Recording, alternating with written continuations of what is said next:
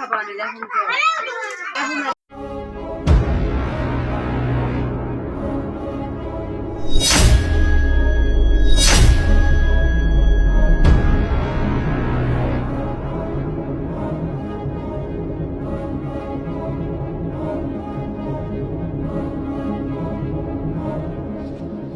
এই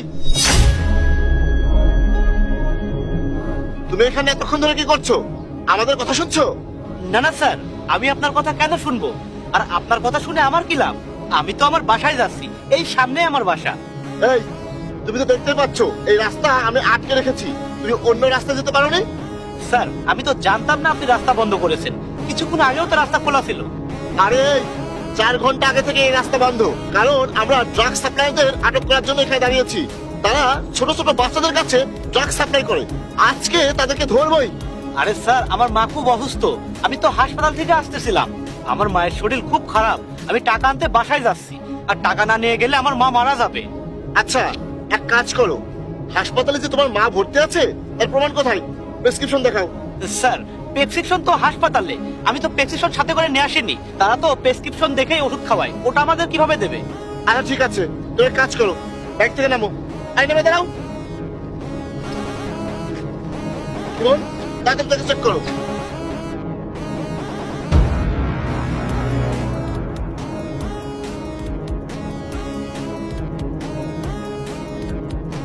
স্যার, তার কাছে কিছুই নেই।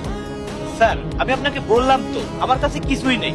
আমার মা হাসপাতালে ভর্তি, আমি টাকা আনতে বাসায় যাচ্ছি। ঠিক আছে ঠিক আছে, তোমার এত অনুনয় বাদ দিয়ে এখন এখান থেকে যাও। ধন্যবাদ স্যার। এই শোনো, একবারে সব কাজ করে নিও, বারবার কিন্তু এদিক দিয়ে যেতে দেবো না। ধন্যবাদ স্যার। আরে না না স্যার, তাকে কোথায় যেতে দিচ্ছেন? আরে অপু, তুই এখানে কি করছিস? আমি বলছি স্যার, এটা আমার ভাই আর সে ড্রাগ সাপ্লাই করে। আর আমি তাকে আপনার সামনে আনার জন্য তার পিছের রশি বেঁধে তার শার্ট ছিঁড়ে দিয়েছিলাম, কিন্তু আপনি অন্যদিকে তাকিয়েছিলেন। সেই সুযোগে ও অন্য একটা শার্ট পরে ফেলেছে, তাই আমি আবার এখানে আসলাম। আরে তুমি এসব কি বলছো? তুমি তোমার নিজের ভাইকে ফাঁসিয়ে দিচ্ছ। আর তুমি কি মনে করছো আমরা কি তাকে চেক করিনি? আমরা তাকে চেক করেছি, কিন্তু তার কাছে কিছু পাওয়া যায়নি। হ্যাঁ স্যার, ও পাগল হয়ে গেছে।